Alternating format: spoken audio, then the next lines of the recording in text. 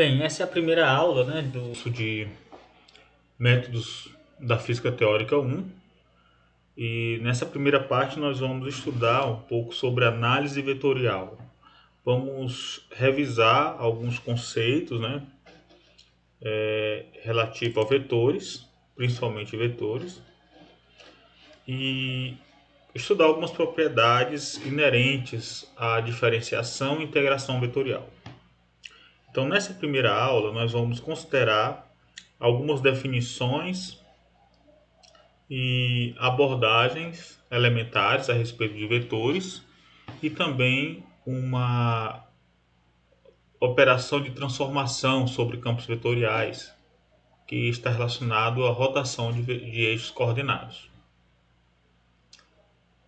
Muito bem, então. Então, inicialmente, a gente vai falar sobre a diferença entre escalar e vetores. Na ciência e na engenharia, frequentemente a gente fala sobre grandezas físicas, né? E essas grandezas físicas, essas quantidades físicas, algumas delas têm apenas magnitude e isso já basta para definir essa grandeza física. Essas grandezas que são totalmente definidas apenas com a unidade, a magnitude, um número, né? A magnitude e a unidade são chamadas de quantidades escalares. Como exemplo, podemos citar a massa, o tempo e a temperatura. Agora, de modo diferente, algumas grandezas físicas, algumas quantidades físicas, elas, para ficarem totalmente definidas, é necessário, além do número e da unidade, é necessário uma orientação no espaço, uma direção e um sentido. A exemplo, temos o deslocamento, velocidade, aceleração, força, momento linear e momento angular. Essas grandezas que ficam completamente definidas apenas se nós definirmos ou especificarmos o número e a unidade, uma direção e um sentido, são chamadas de grandezas ou quantidades vetoriais. Em geral, em tratamentos elementares, um vetor é definido como uma quantidade que tem grandeza e direção, módulo e direção. E para distinguir, os livros utilizam uma notação em negrito, né? Então vamos começar a discutir a partir de agora algumas propriedades dos vetores, tá? Então, como precisamos de uma direção, um sentido e uma magnitude, é comum uma representação geométrica usando um segmento de reta orientado, né? Então, isso nos permite compreender operações importantes a respeito de grandezas vetoriais. Por exemplo, como é que é a operação de adição de vetores. Então aqui nós temos um vetor A, é um segmento de reta orientado, vetor A, e um vetor B. O vetor C sai da origem do A e vai até a extremidade do B. Então esse vetor C, na realidade, ele é definido ou serve para representar o resultado ou a resultante do vetor A e do vetor B. Então, eu peguei o vetor A e somei com o vetor B. O resultado é o vetor C, dado por essa relação aqui, ó. Então, o vetor C é igual à soma, um vetor que é igual à soma do vetor A com o vetor B. E geometricamente, é assim que a gente realiza a operação de soma. A origem do segundo na extremidade do primeiro, né? E assim sucessivamente, né? Se nós tivermos mais do que dois vetores. Então, inicialmente, nós colocamos o A, consideramos depois o B, e o C sai da origem do primeiro para a extremidade do último. A gente pode, a partir disso, considerar uma propriedade importante da adição vetorial. Nós fizemos aqui o A mais o B, tendo como resultado o vetor C, foi o que nós fizemos aqui. No entanto, nós podemos pegar primeiro o B, depois o A. E o C saindo da origem do primeiro para a extremidade do último. Se nós fizermos na sequência A mais B ou B mais A, o resultado é o vetor C no primeiro e no segundo como sendo iguais. Então, tanto faz nós somarmos A com B ou B com A, o resultado é o mesmo. Essa é uma importante propriedade da adição vetorial, que é denominada de comutativa. Então, a adição é comutativa. A mais B tem como resultado o mesmo valor que B mais A, ou seja, o mesmo vetor que B mais A. Muito bem. Além disso, vamos considerar agora um outro conjunto de vetores. Vamos considerar agora o vetor A, o vetor B e o vetor C. Olhando assim, o vetor D é a soma de A com B e C. Vetor A mais vetor B mais vetor C dá o vetor D, porque ele sai da extremidade, da origem do primeiro, que é o vetor a origem do vetor A, e vai para a extremidade do último, que é o C. Portanto, D é igual a mais B mais C. Mas nós podemos também fazer o seguinte: se nós olharmos, antes de olhar para o A, o B e o C todo de uma vez, a gente vai olhar agora para o A e B como sendo um vetor só. Então, se eu tomar apenas o A e o B como sendo um vetor só, o vetor E representa a soma de A com B. Então, A mais B dá o E. Então, ao invés de somar A com B e depois C, eu tomo o E para substituir o A e o B e eu somo E com C. O resultado continua sendo D. Portanto, D é igual a E mais C. Então, eu substituí o A e o B pelo vetor E. De modo um pouco diferente, ao invés de tomar o A, o B e o C, eu vou trocar o B e o C por um vetor equivalente, denominado de F. Então, ao invés de levar em conta o B e o C, eu chamo os dois de F. E saindo desse ponto e chegando nesse ponto, eu posso fazer assim, percorrer o A e depois um vetor equivalente a B e C juntos. Ou seja, A mais F continua dando D. D é igual a mais F.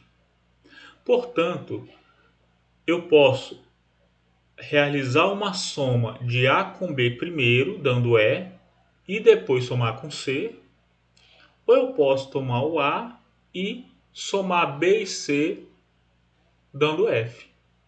Em outras palavras, A mais B mais C pode ser dado por A mais B primeiro, depois soma o resultado com C, ou então pegar A mais o resultado de B com C. Essa propriedade é uma propriedade da adição que nós denominamos de associativa. Podemos associar essas parcelas e resolvê-las separadamente, porque o resultado não vai mudar. Muito bem. Convém considerar também agora a definição de vetor negativo. O que é um vetor negativo? Vetor negativo é um vetor, né, que, comparado com o vetor positivo, tem um sentido contrário. Então, a operação de diferença vetorial A menos B, se eu tenho aqui o A e o B, A menos B significa somar A com um vetor B no sentido contrário. Então, se B está para a direita, o menos B seria um vetor da direita para a esquerda. Mas como eu somo A com esse menos B? Aí eu lembro que A mais B é igual a E. Portanto, A é igual a E menos B. Então, essa daqui é a definição de vetor oposto ou vetor negativo. Tá? É só inverter o sentido o sentido do vetor, tá? Muito bem, então, algo importante que nós vamos sempre nos lembrar é que os vetores são tratados como objetos geométricos que são independentes de qualquer sistema de coordenadas. Então, por exemplo, aqui nós temos o vetor A, e o mais comum é nós considerarmos o sistema de coordenadas retangulares, é o sistema x, y, z, sistema de coordenadas retangulares. Então, a gente expressa um vetor A como tendo origem na origem do sistema de coordenadas. Ele aponta da origem do sistema de coordenadas o ponto 0, 0, 0 até um determinado ponto no sistema de coordenadas que tem componentes na direção x, y, z de ax a y a z. Se ele sai da origem, podemos representar esse vetor por um terno ordenado, um conjunto de 3 números, cuja ordem, cuja sequência em que são apresentados é importante. Portanto, o terno ordenado ax, ay e az serve igualmente para representar o vetor A, que aqui também está representado por esse segmento de reta orientada. O interessante é que o vetor ele é independente do sistema de coordenadas. Então, como outras opções de sistema de coordenadas, nós temos o sistema de coordenadas cartesianos, que é esse que nós estamos observando, mas também temos comumente utilizado o sistema de coordenadas esférico e cilíndrico. Mas o vetor ele é independente. O que vai mudar se eu representar o vetor em outro sistema de coordenadas são os valores que essas componentes, ou que esses números dessa sequência possuem, né? Esses números devem mudar. Mas isso não altera o vetor em si. Esse conceito de independência do sistema de coordenadas preferencial será desenvolvido com mais detalhes agora, tá? Bem, a representação do vetor A por uma seta sugere uma outra possibilidade. Como nós comentamos, esse terno ordenado, ax, ay, az, também representa. Né?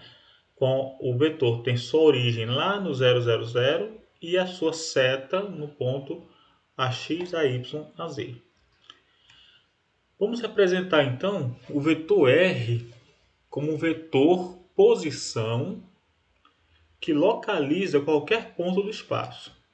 Então, olhando para o vetor R como segmento de reta orientado saindo da origem para o ponto x, y, z, podemos igualmente representar o vetor R, o vetor posição, como o terno ordenado x, y, z.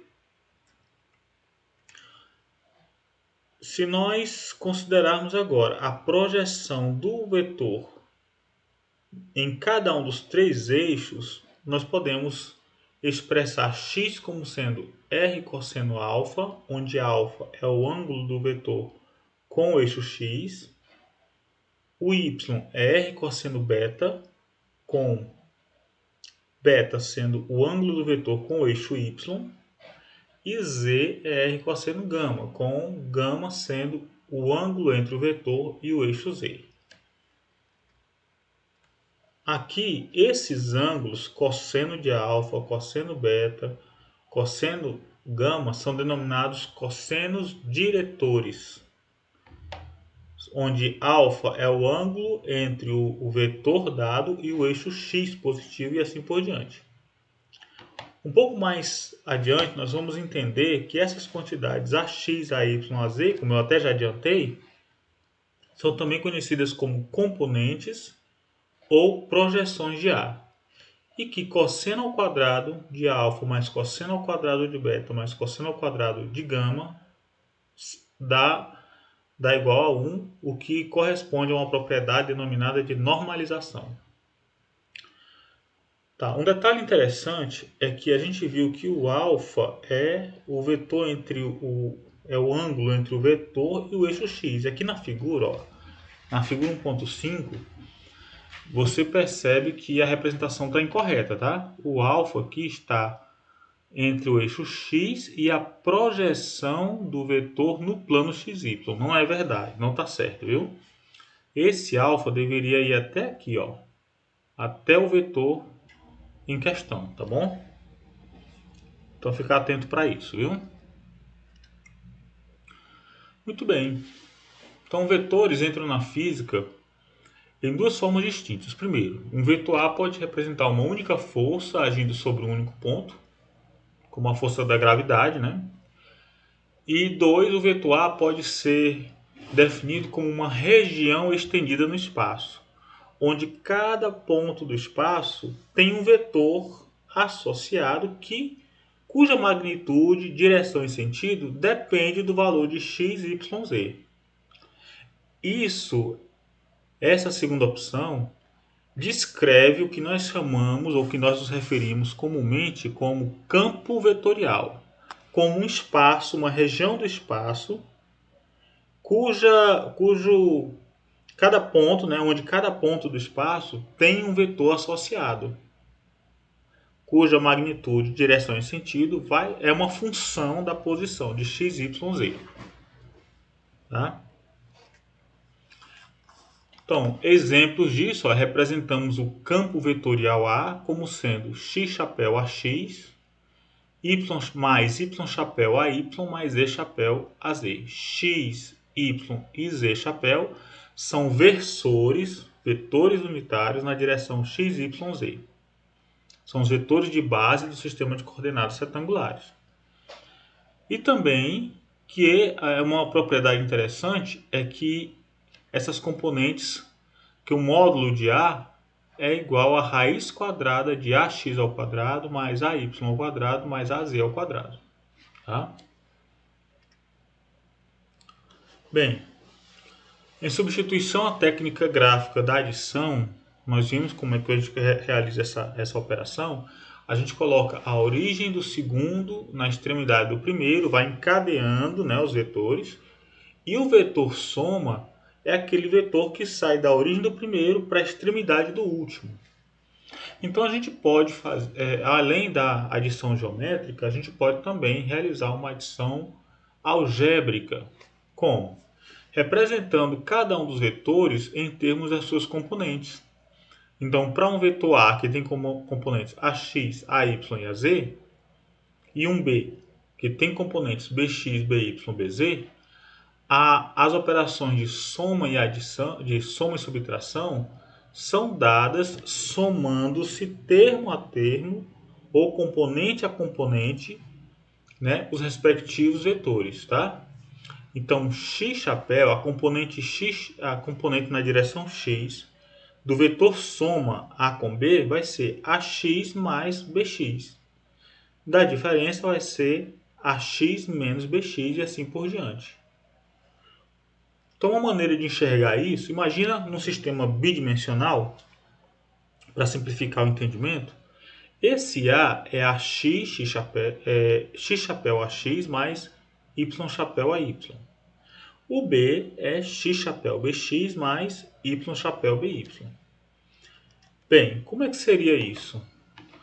Um vetor A, esse vetor A aqui, ó, ele tem uma certa orientação em um módulo, de modo que a projeção no eixo x é o ax, é esse valor aqui.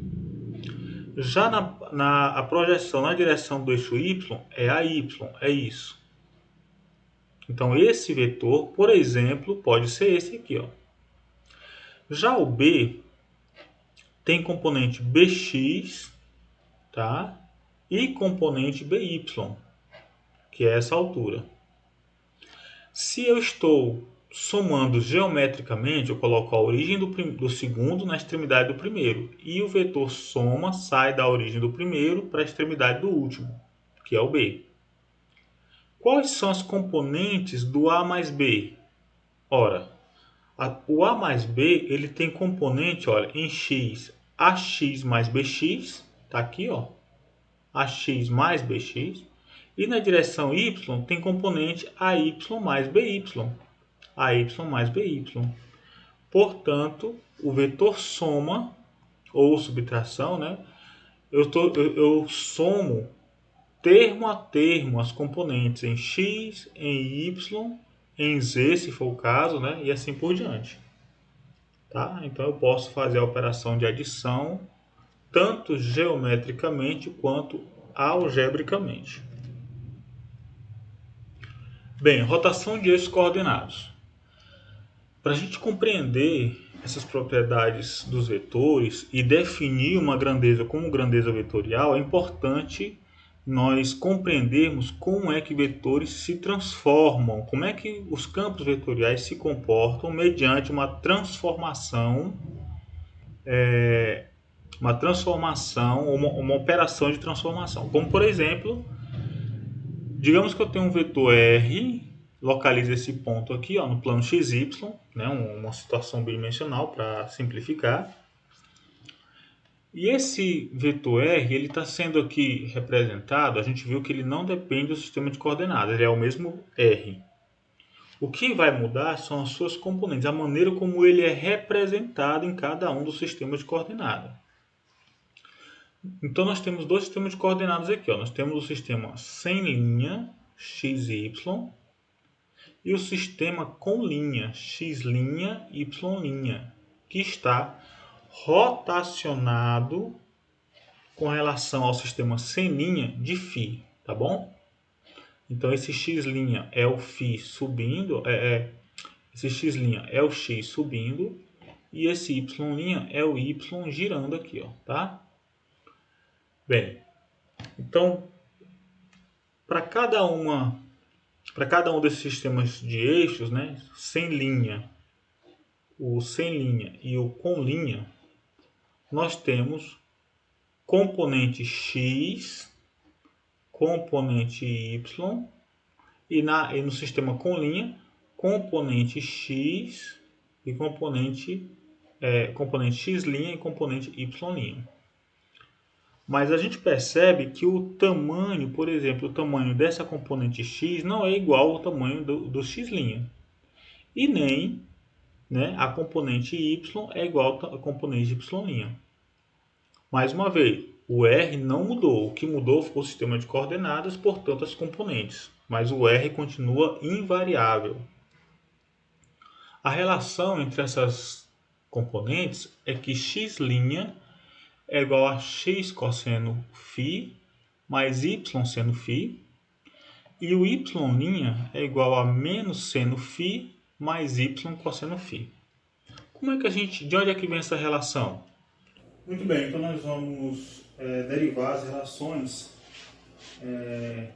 entre as componentes do vetor R, né, no sistema x, y, e relacionar com as componentes do vetor R no sistema x', y', que está rotacionado de um ângulo φ. Vamos representar então, né, a orientação do R no sistema sem linha x, y de alfa. Essa orientação do vetor R é dada por alfa, mais no sistema x', y' é beta. De modo que alfa é igual a beta mais φ. Alfa é igual a beta mais φ. Muito bem, então a gente faz isso definindo as componentes x e y em termos de alfa, através do cosseno e do seno. O seno de alfa é dado pelo cateto oposto, ó, y por r, e o cosseno de alfa é o cateto adjacente, que é x sobre r. E também associando as componentes y', que é esse tamanho aqui, olha, esse tamanho com esse, né? E também x', que é esse tamanho aqui, ou seja, esse. Então, seno de beta é y' sobre r, cosseno de beta é x' sobre r. Bem, a partir disso, nós podemos escrever x como sendo r cosseno de alfa, y como sendo r seno de alfa, e x' e y' podemos expressar x' como sendo r cosseno de beta e y' R seno de beta. Bem, uma vez que nós temos beta aqui e alfa estão relacionados pelo φ, nós podemos trocar beta, né, a partir dessa relação, ó, podemos escrever que beta é igual a alfa menos φ.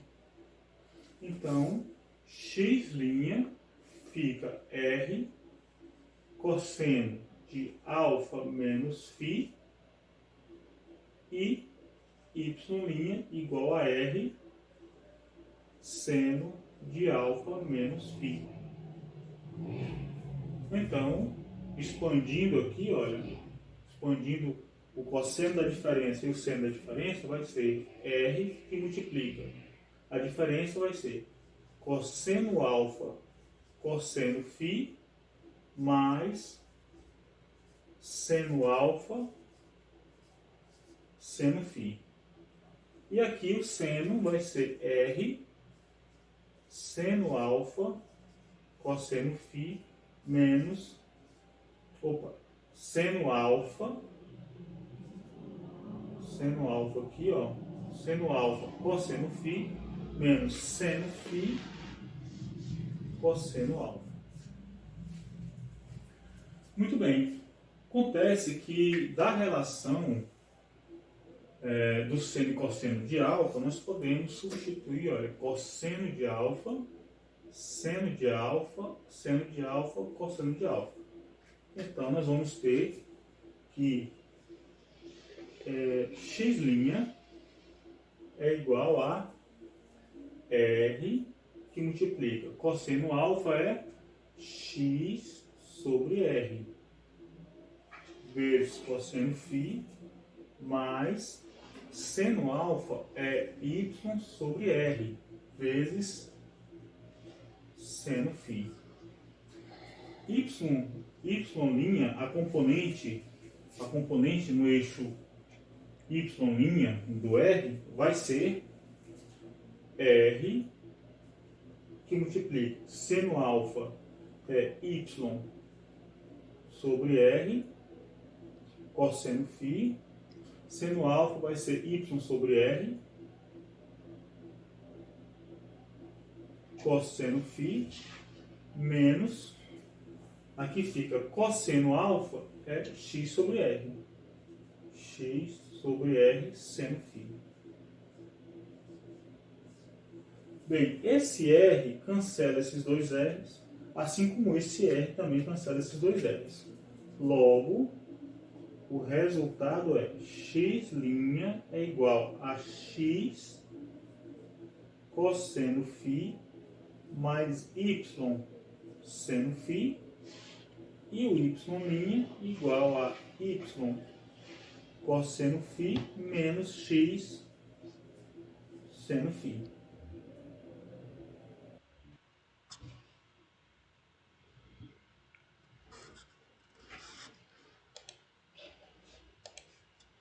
Bem, então, a partir dessa relação, né, eu acho que ficou claro para todo mundo, nós podemos agora expandir, né, ou expressar isso para qualquer outro vetor.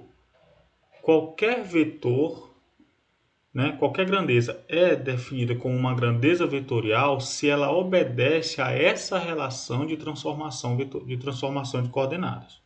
Então, para um vetor A qualquer, que tem componentes ax e ay num sistema de coordenadas não rotacionado, ele deve possuir componentes ax' e ay' dado por essa relação, que é igual a essa, olha, dados por essa relação, se eu tenho agora um novo sistema linha rotacionado de φ. Qualquer grandeza vetorial obedece a isso. Portanto, uma maneira de definir grandeza vetorial é aquela grandeza que obedece essa relação.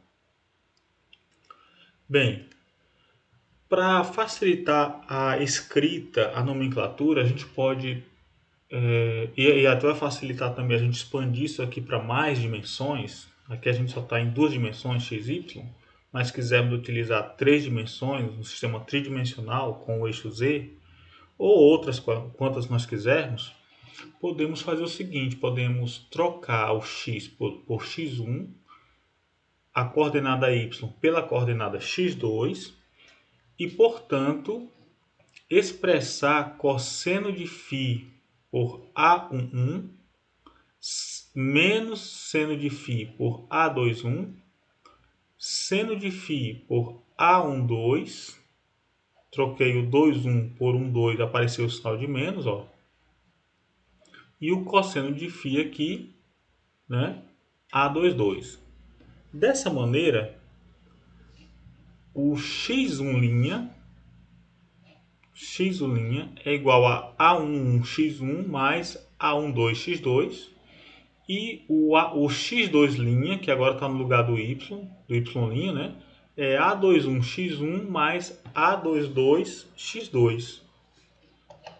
Então, a gente vê aqui uma propriedade interessante, ó, que o A12, que é o seno de φ, é o cosseno do ângulo entre x1' e x2, ou seja, entre x' e y, e A21 é o cosseno do ângulo entre x2' e x1, ou seja, entre y' e x. De modo que A21 é o cosseno de φ mais 2π, que é menos seno de φ, e o A12 é o seno de φ. Tá? Explicando direitinho de onde é que vem isso daqui. Muito bem. Ou seja, nós podemos expressar cada uma dessas componentes x1' e x2' por xi'.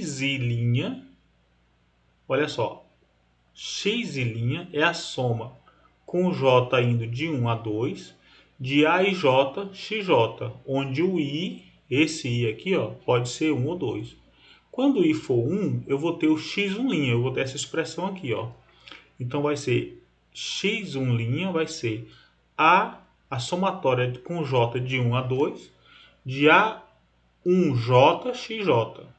E quando o i for 2, eu tenho o x2', isso aqui, ó, x2', que é a somatória de A2j xj, com j variando de 1 a 2, aí eu volto a ter essa relação de cima e essa relação de baixo.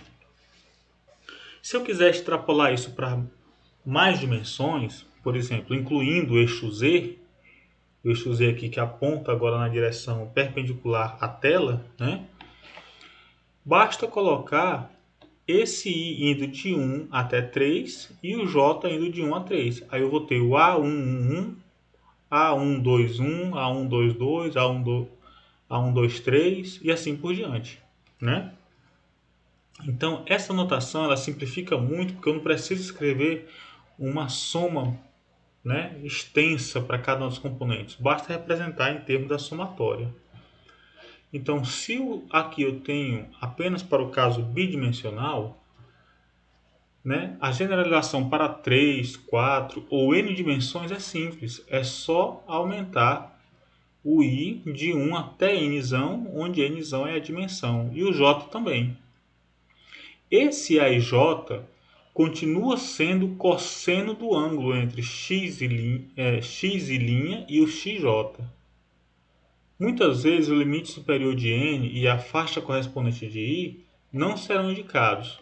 É dado como certo que você sabe quantas dimensões o espaço vetorial tem. Então, vai ficar intrínseco nos problemas ou no assunto que nós estivermos considerando qual é a dimensão, tá bom? Se é bidimensional, tridimensional, quadridimensional e assim por diante.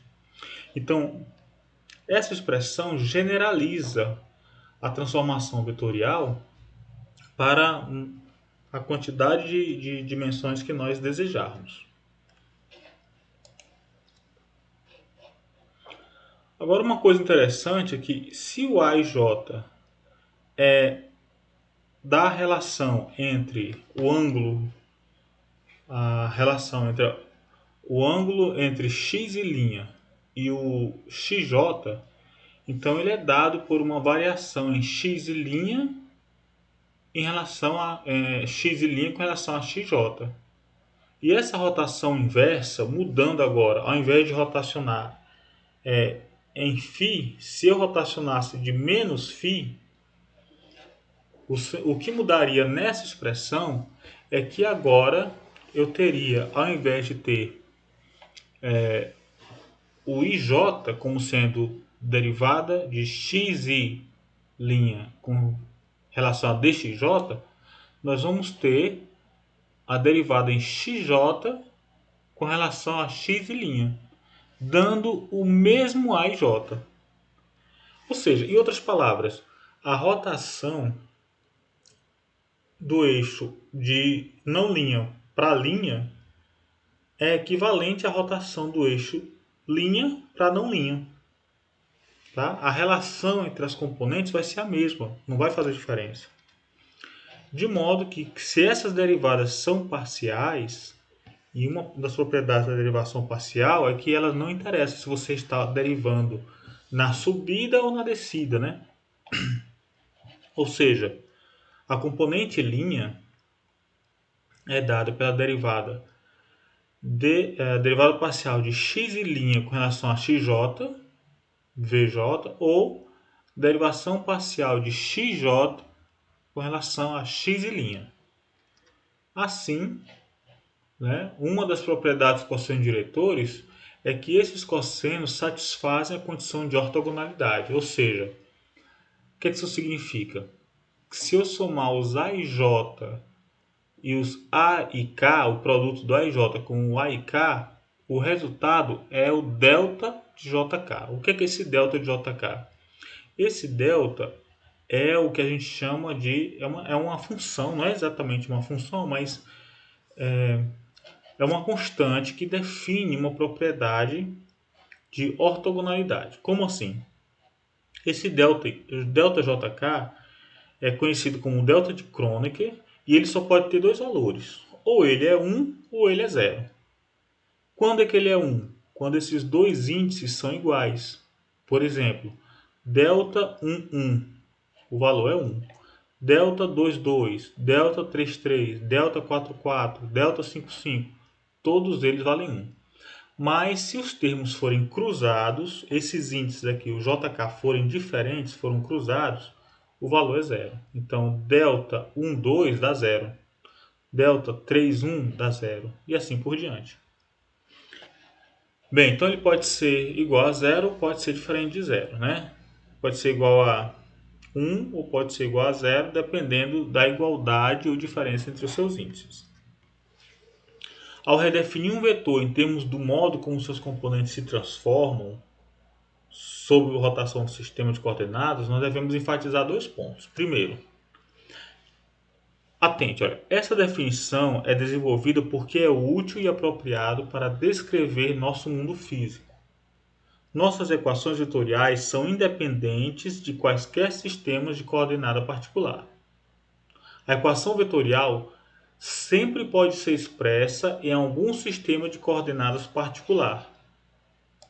E para se obter os resultados numéricos, devemos, em última análise, expressar a equação num sistema de coordenadas específico. Isso aqui a gente vai ficar claro quando a gente estiver considerando uns exemplos ou alguns exercícios, tá bom? Outro ponto é que essa definição de definir uma grandeza vetorial em termos da maneira como ela se transforma mediante uma rotação do sistema de coordenadas, também está sujeita à generalização que abrirá o ramo matemático conhecido como análise tensorial. Então, nós estamos considerando aqui a análise vetorial. Então, adiante, nós vamos considerar também a análise tensorial, que é uma generalização do conceito de vetores. Em resumo, vamos recapitular o que nós aprendemos. Em matemática, costuma-se denominar uma tripla ordenada ou um terno ordenado x1, x2, x3 de vetor x. O número xn, x1, x2, x3 é chamado de componente. A coleção de todos esses vetores no espaço é chamado de espaço vetorial tridimensional real. Né? Atribuímos então 5 propriedades aos vetores. Observe, se x é definido pelo terno ordenado x1, x2, x3, e y é definido pelo terno ordenado y1, y2, y3, a igualdade de vetores x1 e x igual a y significa que xi é igual a yi, ou seja, se esses dois são iguais, x1 é igual a y1, x2 é igual a y2, x3 é igual a y3. A adição de vetores x mais y é igual a z significa xi mais yi. Multiplicação por um escalar ax significa ax1, ax2, ax3. Multiplica esse escalar por cada uma das componentes. O que é um vetor negativo? É um vetor com sentido contrário. Então, é multiplicar cada uma das componentes por menos 1. E o vetor nulo é aquele cujas componentes, cujos elementos do terno ordenado, todos são iguais a zero. Além disso, uma vez que as componentes do nosso vetor são números reais, mas podem também ser complexos, muitas grandezas físicas vetoriais são complexas, também tem essas propriedades. A adição, como nós vimos, é comutativa, x mais y é igual a y mais x, também é associativa, como nós vimos, e é distributiva também. A, que multiplica a soma x mais y, é igual, vai dar o mesmo resultado que ax mais ay, tá? Ou a mais b que multiplica x também é ax mais bx. Além disso, a multiplicação também é associativa. Posso multiplicar a e b, dois números, por x, ou posso multiplicar primeiro b com x e o resultado eu multiplico a.